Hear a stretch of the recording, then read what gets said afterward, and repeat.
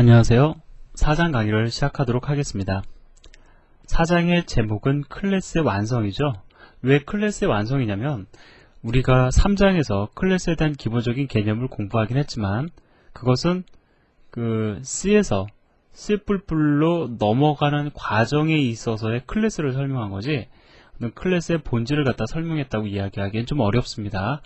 뿐만 아니라 클래스의 어떤 객체지향적인 요소들, 이러한 내용들이 전혀 지금 들어가 있지 않은 상황이에요. 오브젝트 오리엔티에 대한 개념. 그래서 그런 거를 조금 더 담아서 클래스를 어느 정도 더 완성시켜 보겠다라는 겁니다. 자, 그래서 4장 강의도 조금 길어질 겁니다. 책 내용이 좀 길죠? 그래서 아마 내용이 좀 많기 때문에 강의도 조금 길어질 수 있을 겁니다. 자, 4장에 들어가기 앞서서 3장의 내용 정리를 여러분들이 한번 해보시기 바랍니다. 이거는요, 제가 여러분들에게 정리해드리기 위해서 써놓은 것이 아니라 여러분들이 한번 말을 만들어 보시라고 제가 써놓은 거거든요. 일단 이 첫 번째 거 잠시 후에 제가 말씀을 드리고요. 클래스의 등장 배경 있죠. 이거에 대해서 여러분들 현실 세계를 갖다가 모델링 한다라는 개념에서부터 시작해서 클래스가 등장을 했고, 클래스가 변수와 함수를 동시에 지녀야만 하는 이유들, 그런 것들을 갖다가 제가 추상적이나마 조금 말씀을 드렸습니다. 그걸 갖다 여러분들이 나름대로 말할 수 있어야 됩니다. 자, 그리고요, 실제로 우리가 프로그램을 갖다가 구현하는 데 있어서 어떤 현실 세계의 어떤 특정 대상을 데이터 추상화시키고 그것으로 클래스를 정의하는, 즉 클래스화라는 작업을 거쳐서 프로그램 내에서 그걸 갖다가 객체화시키죠. 그 과정에 대해서도 여러분들이 얘네들이 각각 무엇을 의미하는지 또 말할 수 있어야 됩니다. 그리고요, 접근 제어를 왜 해야 되는지에 대해서는 언급하지 않았어요. 다만 접근 제어 키워드가 존재한다는 걸 말씀을 드렸죠. 그래서 퍼블릭과 프라이빗에 대해서 제가 여러분들에게 설명을 드렸습니다. 물론 프로텍티드는 설명을 안 드렸죠. 우리가 상속으로 들어가서 공부하자고 제가 말씀을 드렸습니다. 자, 그래서 이 내용들 여러분들이 이 퍼블릭과 프라이빗이 무엇을 의미하는지도 여러분들이 말할 수 있어야 돼요. 그래서 4장으로 들어가기에 앞서서 이 부분을 갖다 여러분들이 한번 정리를 하시기 바랍니다. 자, 그리고 여러분들이 혹 좀 조바심을 내실까봐 제가 이러한 말씀을 드리고 싶은데, 우리가 7장까지 공부하는 내용은요, 사실 클래스의 기본적 요소예요. 최소한 우리가 기본은 알아야 프로그래밍이라는 것이 가능해집니다. 자, 물론 우리가 이렇게 얘기할 수는 있겠죠. 배운 만큼만 이용해서 프로그램을 구현할 수 있지 않느냐. 자, 이것이 C 언어인 경우에는 당연한 얘기입니다. 여러분들은요, 반복문이라든가 혹은 함수라든가 이런 거 공부할 때마다 적용해보는 습관을 들이셔야 되는 거죠. 그리고 우리가 그걸 이용해서도요, 아주 작은 프로그램을 갖다가 만들 수 있었습니다. 근데 여러분이 그러한 형태로 C++를 공부하려고 하시면 좀 막히거든요. 무엇인가를 갖다 좀 구현을 하려고 하면은 답답하기 그지없어요. 이거 어떻게 사용해야 되느냐. 그게 지금 당장은 무리인 것이 당연하다라는 겁니다. 우리는 아직 기본을 공부하고 있어요. 이 기본을 갖다가 여러분들이 충실히 공부하신 다음에야 구현에 대해서 우리가 고민해 볼 수 있다라는 겁니다. 그래서 지금 제가 말씀드리는 내용, 제가 설명드리는 문법적 요소 다소 추상적일지라도 여러분들이 7장까지 잘 따라오셔야 합니다. 7장까지는 사실 좀 쉬워요. 그 다음부터 고생할 내용들이 많이 있습니다. 그리고요, 구현에 대해서 여러분들이 조금 고민을 해보고 싶으시다라고 하면 또 여러분들이 신경 써서 따라오셔야 될 거, OOP 프로젝트 있죠? 자, 이 4장에서 이제 OOP 프로젝트 2단계가 진행이 되는데 제가 여러분들에게 설명을 좀 해드리면서 가이드를 해드릴 겁니다. 이 OOP 프로젝트도 여러분들이 잘 따라오시면 동시에 문법과 구현이 어느 정도 해결이 될 겁니다. 결론은 그거예요. 너무 조바심 내지 마시고요. 그냥 좀 즐긴다라는 생각을 가지고 따라오시기를 부탁을 드립니다. 자, 4장의 핵심 내용을 제가 좀 언급을 하고 시작을 할게요. 뭐냐면은 4장에서 중요시하는 거는 첫 번째, 클래스 디자인의 기본 원칙입니다. 이게 뭐냐면은요, 여러분들이 클래스를 정의하는 데 있어서 클래스를 정의한다. 클래스를 기반으로 해서 사용자 정의, 자료용을 갖다가 정의하는 거죠. 정의하는 데 있어서 반드시 지켜주어야 되는 기본 원칙 두 가지가 있는데 그게 무엇이냐면은 캡슐화와 또 하나는 정보 운익이라는 겁니다. 자, 그래서 제가 이번 시간에 캡슐화가 무엇인지 정보은닉이 무엇인지 아마 이 두 개를 다 설명하기에는 이번 시간이 좀 길어질 것 같고요. 아마 정보은닉이 무엇인지에 대해서만 설명을 드릴 겁니다. 근데 중요한 거는요. 정보은닉을 하는 방법과 캡슐화를 하는 방법이 중요한 게 아니고요. 이걸 왜 해야 되느냐.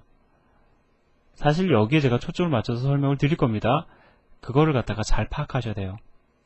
자, 그래서 왜 해야 되는지만 이해를 하시면 적용하는 거는 어렵지 않습니다. 자, 그래서 이게 하나의 큰 그림이 되는 거고요. 사장에 있어서.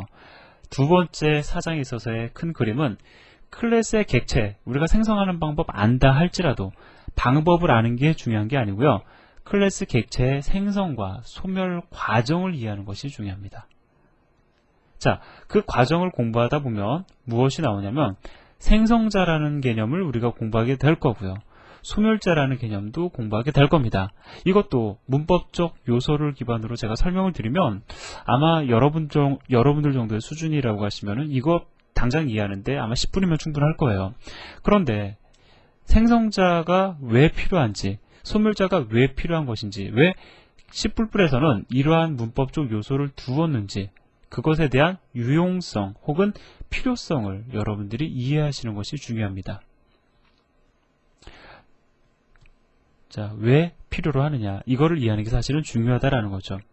그래서 보면은 그 생성자와 소멸자를 문법적으로만 공부하신 분들과 그 다음에 이것에 대한 유용성 혹은 필요성을 이해하시는 분들의 클래스 디자인하는 건 보면은 아주 작은 차이지만 분명히 차이가 있다고요. 여러분들은 필요성과 이유에 대해서 반드시 짚고 넘어가셔야 되는 겁니다.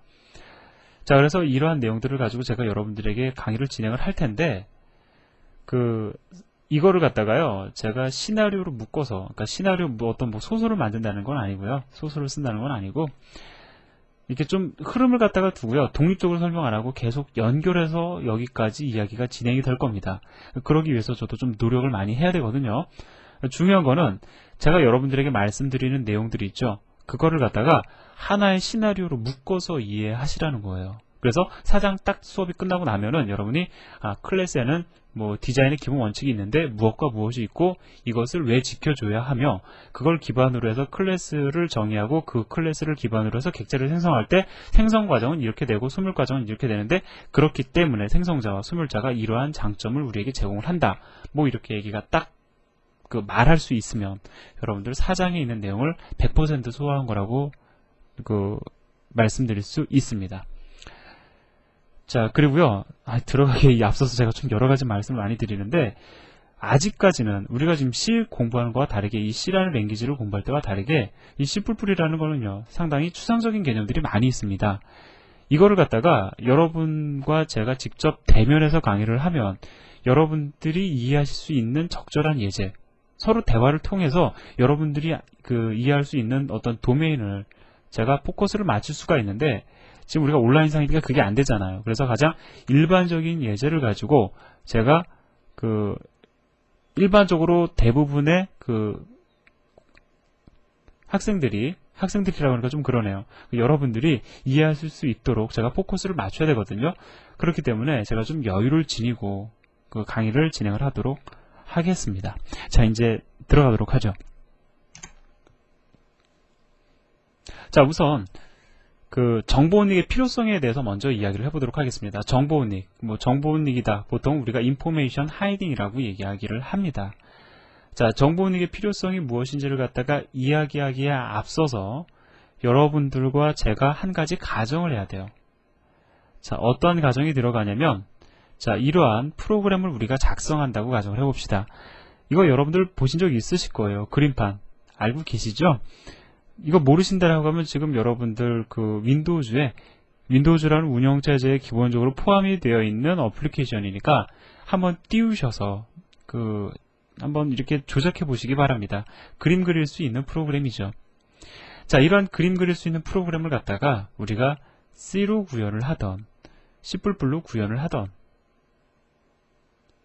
공통적인 특성이 있습니다.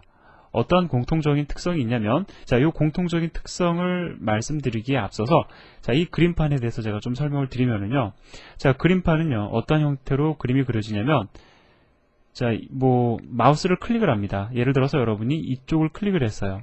그리고 그것을 갖다가 클릭한 상태로 쫙 끌어다가 이 지점에서 놓습니다.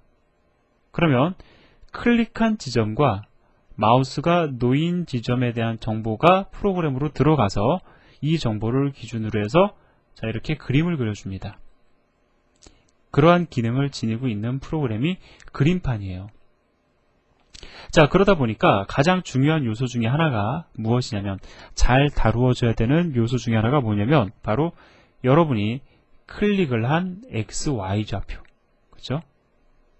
그 다음에 클릭한 클릭이 놓여진 XY 좌표, 뭐 마우스의 클릭이 눌러졌거나 놓여졌거나, 우리는 그걸 보통 이벤트라고 얘기를 합니다. 자, 사용자가 발생한 사용자가 발생시킨 이벤트의 위치, 그 위치 정보가 상당히 중요할 거라고요. 자, 근데 가만히 생각해 보시면 이 XY라는 데이터는요, 마우스를 클릭할 때 생기겠죠? 즉 동시에 생긴다라는 겁니다. 그리고요, 그 클릭된 위치에 대한 정보를 다 활용하고 나서 예를 들어서 내가 소멸시킨다. 그러면은 아마 동시에 같이 사라질 겁니다. 그러다 보니까 이것을 여러분들이 C라는 랭귀지를 가지고 구현을 할 경우에 자, X와 Y를 하나로 묶는 구조체를 정의하게 될 거고요. 자, 그 다음에 여러분이 만약에 이것을 갖다가 C++이라는 랭귀지를 가지고 그 프로그램을 디자인한다라고 하면은 그 X와 Y 좌표를 반영할 수 있는 클래스를 정의를 할 겁니다. 어떻게요? 이러한 형태로요. 자, 그래서 지금 보니까 그 X와 Y라는 이름의 멤버를 지니는 포인트라는 클래스를 지금 정의하고 있습니다. 자, 여기까지 여러분들이 쉽게 이해를 하셨으면 좀 좋겠네요. 근데 아마 여러분이 좀 부담스러우실 수도 있어요. 왜냐면은 이런 프로그램을 실제로 구현을 해보면은 이러한 내용이 바로 와닿는데 그런 적이 없거든요. 근데 우리는 이러한 프로그램을 작성할 수 있는 능력이 조금 안 됩니다. 하지만 예제 자체가 어려운 내용은 아니기 때문에 제가 이거를 예제로 삼았어요.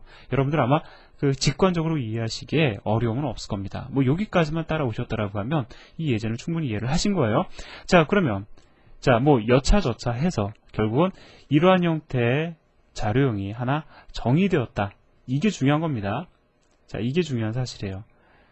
자, 그럼 클래스를 보면은 포인트라는 클래스를 보니까 멤버 변수로 X와 Y를 지니고 얘네들은 퍼블릭으로 선언이 되어 있네요.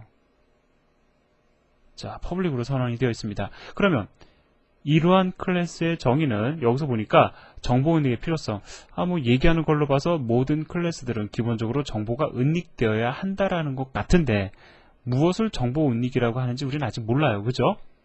자, 그러면 얘가 정보 은닉이 잘 된 건지 안 된 건지를 갖다가 확인하기 위해서 자, 여러분들과 제가 예제를 하나 보도록 하겠습니다. 자, info hiding 1.cpp라는 예제를 보도록 하죠. 이 예제는요, 여기서 정의된 포인트라는 클래스를 기반으로 프로그램을 적절히 구현하고 있습니다.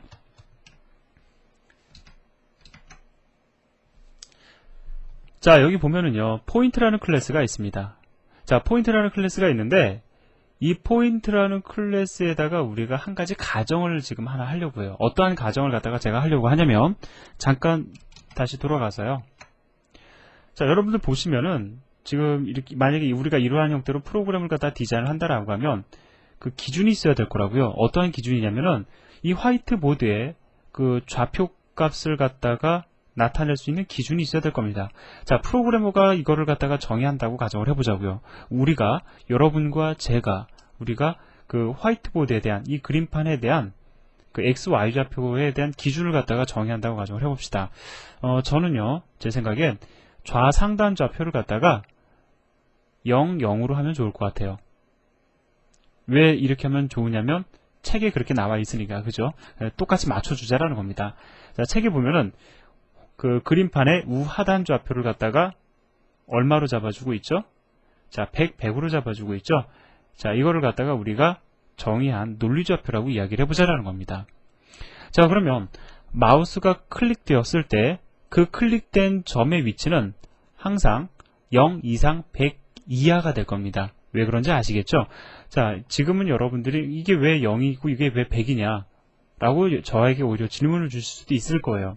이건 우리가 약속한 겁니다. 그냥 정의한 거라는 거죠. 이렇게 프로그램을 갖다가 우리가 디자인하다 보면은 어떤 데이터에 있어서 특별한 제약을 갖다가 가해야만 하는 경우가 분명히 존재한다고요. 뭐 예를 들어볼까요? 한 가지 더. 사람의 나이를 나타내는 나이가 있습니다. 자, 예를 들어서 사람의 나이를 나타내는 변수, age라는 변수를 갖다가 선언했다고 가정을 해보자고요. 그럼 얘는 얼마를 지녀야 됩니까? 분명히 뭐 사람이 한 살이다, 한 살부터 시작한다라고 가정을 하면은 1 이상이 돼야 되겠죠. 자, 1 이상이 돼야 될 겁니다. 나이는 마이너스 10이 되면 안 된다라는 거죠. 이렇게 어떠한 그 변수를 정의하는 데 있어서, 데이터를 정의하는 데 있어서 값의 범위를 갖다가 우리가 그 기준을 갖다가 정의해 줘야 되는 경우는 존재한다라는 겁니다. 그래서 저는 그것을 0 이상 100 이하라는 값으로 지금 여러분들에게 제시를 해드리고 있는 거예요. 자, 그럼 여기까지 어떤 상황을 이해하셨을 거라고 보고요. 다시 info hiding 1.cpp라는 예제로 돌아가 보도록 하겠습니다. 자, 여기 보면은요, 앞에서 우리가 정의한 포인트라는 클래스 그대로 가져다 놨어요. 자, 그리고 우리는 약속했습니다. x와 y는 0 이상 100 이하가 되어야 한다. 자, 이렇게 값의 범위를 갖다가 제한하기로 약속을 했습니다. 자, 그리고요, 메인 함수 내에서 포인트 객체를 생성을 하고 포인트 객체의 x값과 y값을 초기화해주고 있습니다. 근데 초기화되어지는 데이터는 사용자로부터 입력받고 있어요. 자, 그러면 요거를 갖다가 우리가 좀 재밌게 이야기하기 위해서 이렇게 가정을 하자고요. 비록 우리는 키보드를 통해서 x와 y 값을 입력을 하지만 이것이 화이트보드에 있어서 어떤 그 마우스 클릭된 정보가 일로 들어왔다고 가정을 해보자고요. 그리고요, 그 들어온 데이터를 가지고 화이트보드다라고 하면, 뭐 그림판이다라고 하면 그림을 그려야 될 거 아니에요, 그죠? 근데 우리 그림 그리는 방법 모르니까 이 데이터를 기반으로 해서 그림을 그리는 대신에 입력된 데이터를 이용해서 그림을 그림이라는 문자열을 출력했다고 가정을 합시다. 그러니까는요, 이거는 키보드 입력이 아니라 마우스 클릭에다 하게 되는 거고, 이거는요, 이 문자열의 출력은 문자열의 출력이 아니라 입력된 데이터를 기준으로 해서 그림이 그려지는 거다라고 그냥 우리가 가정을 하자라는 겁니다. 예, 그렇게 안 보여도 우리가 그냥 그렇게 가정을 하자고요. 왜? 우리는 마우스 어떤 위치 좌표를 갖다 읽어드리는 방법도 잘 모르고, 그 다음에 그 좌표 값을 기준으로 해서 그림을 그리는 방법도 몰라요. 그런 건 여러분 나중에 그 윈도우즈 프로그래밍 공부하시면서 공부하면 되는 거니까 우리가 그때 가서 할 거를 미리 여기서 한번 그냥 가정을 해보자라는 겁니다. 자, 그럼 실행을 해보도록 하겠습니다. 자, 컴파일을 했고요. 그 다음에 실행을 합니다. 자, 좌표 값을 입력을 하래요. 그래서 저는 x좌표 10, 그 다음에 y좌표 30을 입력을 하고 그 다음에 엔터를 칩니다. 자, 어떤 그림이 그려졌습니까? 자, x, y좌표 값을 기준으로 해서 반지름이 30cm인 원이 그려졌네요. 그죠? 네, 그렇게 그냥 가정을 하는 거죠. 이게 문자열 출력이 아니라 그림이 그려진 거라고 가정을 하기로 했으니까. 자, 이렇게 그림이 그려졌습니다. 자, 저 혼자 이렇게 막 얘기를 하니까 조금 사실은 이렇게 제가 말씀을 드렸을 때 여러분들의 반응이 오면 좀 좋은데, 이제 그런 게 안 보이니까 상당히 저 혼자 많은 쇼를 하는 느낌이 드는데, 아무튼 그림이 그려졌어요. 아, 이게 지금 원이 참 이쁘게 그려졌네요. 자, 그럼 예제를 다시 한번 실행을 해보도록 하겠습니다. 자, 좌표 값을 입력을 합니다. 마이너스 10, 그 다음에 110을 입력을 했어요. 자, 마이너스 10과 110을 입력을 했는데, 입력을 하고 나서 봤더니, 어쩐지 그림이 제대로 그려진 것 같기도 하고, 원이 제대로 그려진 것 같기도 하고, 제대로 안 그려진 것 같기도 하고, 좀 그러네요. 그죠? 자, 그렇게 보입니다. 자, 이제 문제가 무엇인지를 이야기해 봐야 되겠죠.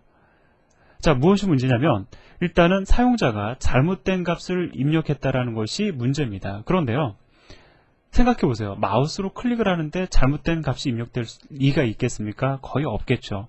근데 이러한 상황은 다양하게 존재를 합니다. 뭐 예를 들어서요, 실제로 사용자가 이렇게 입력을 잘못했을 수도 있고요.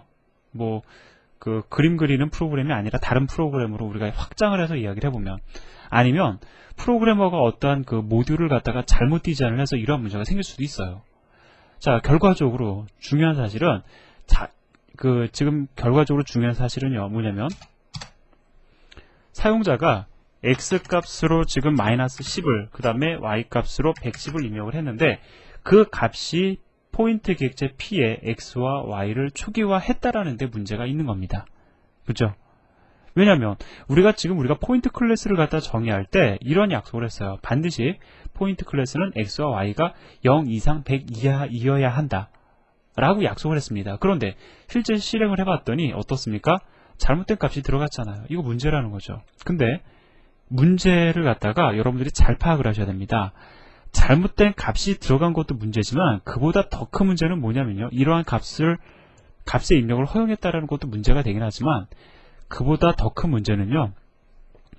잘못된 값이 입력되어서 지금 프로그램이 잘못 돌아가고 있음을 갖다가 전혀 알려주지 못하고 있다는 것도 사실은 큰 문제가 된다는 겁니다. 그죠?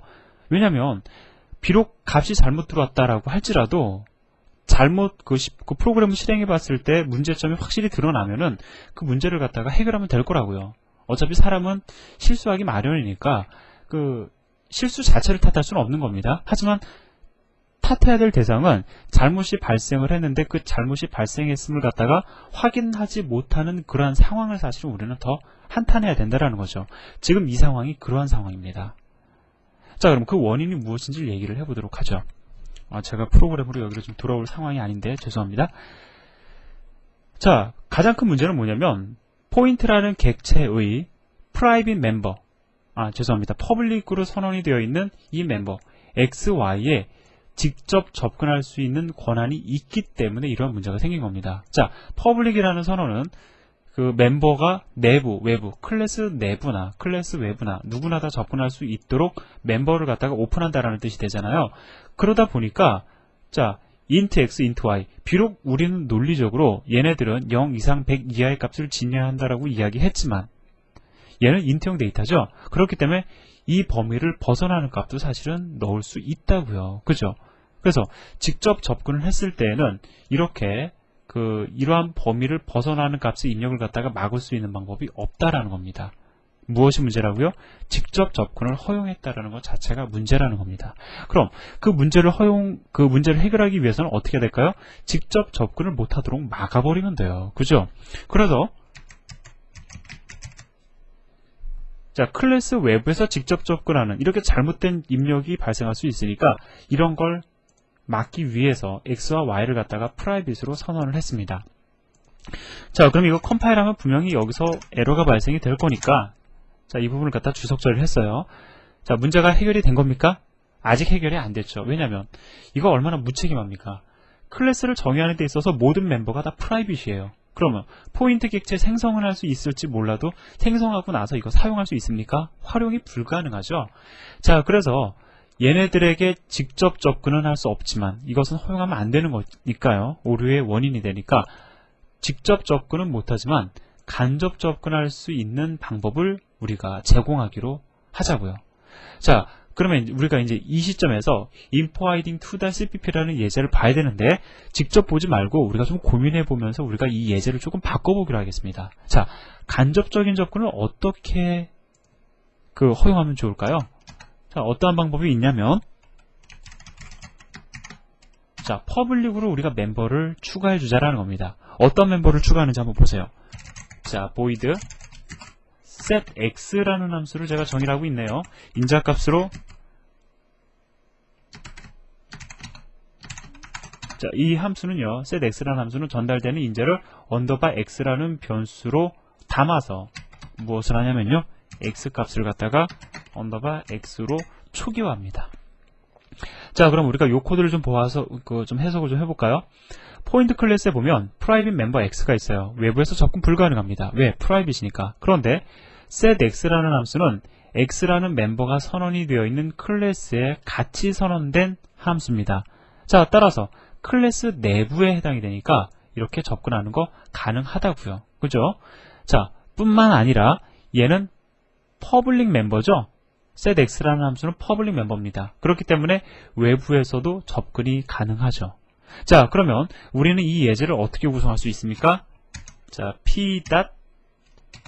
p.setx p라는 객체 안에 존재하는 setx라는 함수를 호출하면서 인자로 우리가 입력받은 값을 갖다가 전달하면 될 거다라는 거죠.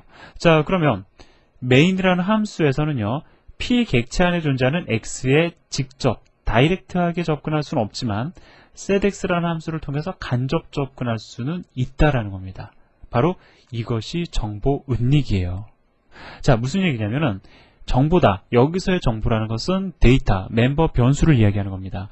자, 포인트 클래스의 X, Y 멤버를 갖다가 은닉시켰어요. 보이지 않게 접근 못하도록 막아버렸습니다. 어디서? 포인트 클래스 외부에서. 자, 정리해볼까요? 정보 은닉이라는 거는요, 선언된 클래스 외부에서 직접적인 접근을 허용하지 않는 것이 정보 은닉입니다. 그래서 이렇게 모든 멤버 변수들을 갖다가 프라이빗으로 선언하면 그것은 정보 은닉이 된 거예요. 그런데 이것은 무책임한 정보 은닉이죠. 왜? 정보만 은닉한다고 다 해결되는 건 아니죠. 그럼 의미가 없어요. 정보를 은닉했지만 어떤 그 접근할 수 있는 간접적인 경로를 제공을 해야 되죠. 이렇게 말이죠.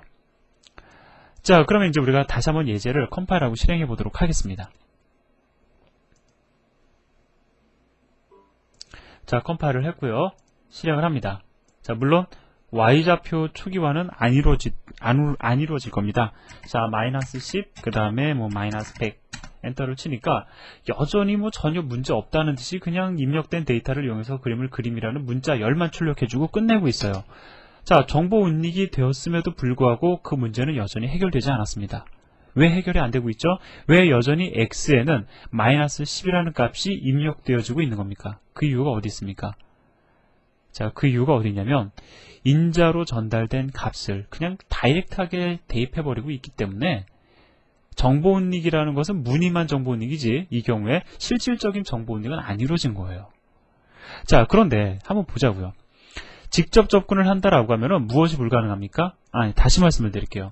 직접 접근을 할 때하고 간접 접근을 할 때하고 어떠한 차이점이 있습니까? 직접 접근을 할 경우에는요, 대입되는 데이터에 대한 그 경계 검사를 할 수가 없어요. 하지만 우리가 이렇게 함수를 통해서 간접 접근할 경우에는요, 값을 대입하기 이전에 전달된 변수의 그 값의 경계 검사를 할 수가 있다라는 겁니다. 그러면 어떤 코드를 갖다가 우리가 넣어줄 수 있냐면 if 만약에 그 언더바 x가 0보다 작거나, 그죠? 아니면 언더바 x가 얼마보다 크다면 100보다 크다라고 하면은, 자, 런타임에 알려줍시다. 잘못된 데이터 입력이다. 알려주자고요. 알려주고 나서 대입을 허용하지 말고 그냥 리턴해 버립시다. 자, 어떻습니까? 여기서부터 여기까지 하고 있는 일이 뭐냐면은 바로 데이터의 경계 검사와, 이게 경계 검사죠. 경계 검사와 그에 따른 적절한 처리다라는 거죠. 자, 그러면 이제 이 예제를 다시 한번 실행해 보고 나서 얘기를 조금 더 마무리 짓도록 하겠습니다. 자, 컴파일을 해보니까 어때요? 문제 안 생기죠? 실행을 합니다. 자, 좌표값 입력 마이너스 10, 그 다음에 마이너스 100 엔터를 쳤더니, 자, 잘못된 데이터가 입력되었다라고 지금 알려주고 있습니다. 런타임에 우리는 뭔가 프로그램에 이상이 생겼구나 라는 것을 확인할 수 있어요. 뿐만 아니라 여러분들이 이 코드를 통해서 알 수 있겠지만, 자, 데이터 입력이 실제로 이루어집니까? 안 이루어진다고요. 그냥 return이라는 키워드를 이용해서 함수를 단순히 빠져나가 버리고 있습니다. 자, 혹 여러분들 요거 헷갈리면 안 됩니다. 함수 리턴 타입이 void인데 어떻게 리턴할 수 있느냐? 자, return이라는 키워드는 두 가지 의미를 지니죠. 값을 리턴한다는 의미도 지니지만 함수를 갖다가 빠져나간다는 의미도 지닙니다. 제가 만약에 return 10이다라고 하면은 인트형 데이터를 갖다가 리턴하는 거니까 분명히 에러가 되는 거죠. 그런데 저는 값을 리턴하지 않고 return이라는 키워드만 이용을 해서 함수를 빠져나가는 용도로만 return 키워드를 쓰고 있습니다. 따라서 return 타입이 void라고 할지라도 이렇게 선언하는 것은 전혀 문제가 안 생겨요. 아무튼 return이라는 키워드에 의해서 함수가 빠져나가 버리니까 언더바 x, 즉 잘못된 데이터를 가지고 x를 초기화하는 일은 절대로 발생하지 않을 거다라는 거죠. 자, 이해되셨습니까? 제가 여기까지 말씀드린 내용이요, 사실은 information hiding 2.cpp, information hiding 3.cpp입니다. 자, 하나씩 보도록 하자고요. 자, information hiding 2.cpp 예제를 먼저 보도록 하겠습니다. 자, 가져다 놓고요. 이제 그냥 읽어 내려가면 됩니다. 제가 뭐 실행을 하거나 그러진 않겠습니다. 여러분들이 하실 수 있는 거니까. 자, 보자고요. 지금 보면은요, get으로 시작하는 함수가 있고 set으로 시작하는 함수가 있죠. 저는 아까 전에 여러분들에게 그 set이라는 함수를 갖다가 그 정의를 해드렸는데, 잠시만요. 제가 좀 정신이 없네요. 예, 맞네요. set이라고. 혹시 저는 지금 아까 전에 혹시 get이라고 쓰지 않았나 그 고민이 돼가지고 지금 다시 확인한 겁니다. 자, 이제 우리가 좀 정리를 해보자고요. 자, int x를 갖다가 지금 접근하는 데 있어서 private 키워드 선언해주고 있지 않습니다. 그죠? 이렇게 접근 지역 키워드 선언해주지 않으면 디폴트 무엇으로 시작한다고요? private로 시작한다라고 제가 3장에서 말씀을 드렸죠. 이 내용이 그 책에서는 4장에서 언급이 되어지고 있는데 저는 이것에 대해서 이미 3장에서 여러분들에게 강의를 통해서 말씀을 드렸기 때문에 뭐 추가적으로 설명을 드리진 않겠습니다. 아무튼 아무런 선언이 없으니까 디폴트 private로 시작을 해서 x와 y는 private이에요. 그런데 x를 갖다가 접근을 한다라고 할 때 보통 접근의 형태는 두 가지입니다. x의 값을 변경하기 위한 접근, x의 값이 얼마인지를 갖다가 내가 알아내기 위한 접근. 그 두 가지 접근을 다 허용하기 위해서 x에 접근하기 위한, 즉 데이터를 변경하기 위한 setx라는 함수를 정의하고 있고요. x 값을 참조하기 위한 getx라는 함수를 정의하고 있습니다. 자, 마찬가지로요. y라는 멤버에 접근하기 위한 값을 갖다가 변경하기 위한 sety라는 함수와 그 다음에 그 y 값을 참조하기 위한 gety라는 함수를 정해주고 있어요. 자, 그래서 이것이 바로 기본 원리입니다. 만약에 여러분들이 정보를 갖다 은닉시킬 경우에 간접적인 접근을 하기 위한 get과 set이라는 이름으로 시작하는, 이것은 그 일반적인 그 관례입니다. 그 값을 갖다가 바꿀 때 변경하기 위한 함수는 set이라는 이름으로 시작을 하고요. 그 다음에 값을 갖다가 리턴 받기 위해서는 get이라는 이름으로 그 함수를 갖다가 시작하게끔 하는 것은 관례입니다. 그래서 이렇게 get과 set으로 시작하는 함수들을 가리켜 무슨 함수라고 얘기를 하냐면요.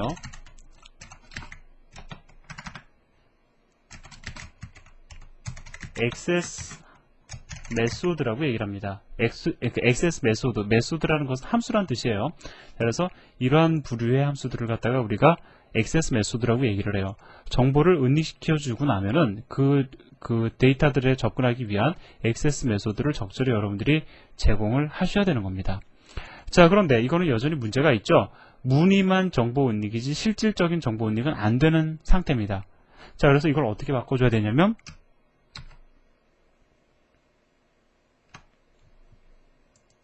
자, information 3.cpp처럼 바꿔줘야 되죠. 가져다 놓고 한번 읽어보도록 하겠습니다.